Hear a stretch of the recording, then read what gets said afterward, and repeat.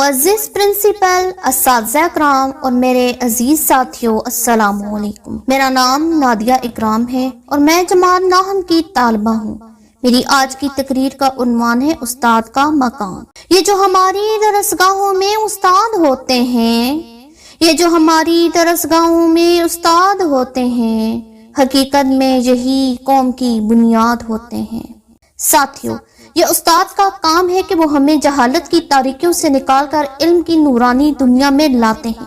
उस्ताद हमें अच्छे बुरे का फर्क बताते हैं, अकल और शऊर को निखारते हैं और हमें इस काबिल बनाते हैं कि जिंदगी के मराहिल से आसानी से गुजर सके। ये उस्ताद ये जो हमें इस काबिल बनाते हैं कि हम मुश्किल हालात का मुकाबला एहसन तरीके से कर सकें और अपने माशरे और खानदान के लिए मुफीद साबित हो सकें।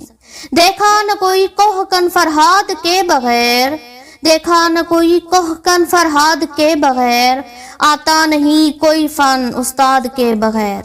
साथियों, दर्स और तदरीस ऐसा पेशा है जो पैगंबरों की मीरास है। कुरान मजीद में भी कई जगह इल्म वालों और जाहिलों का फर्क बयान किया गया है।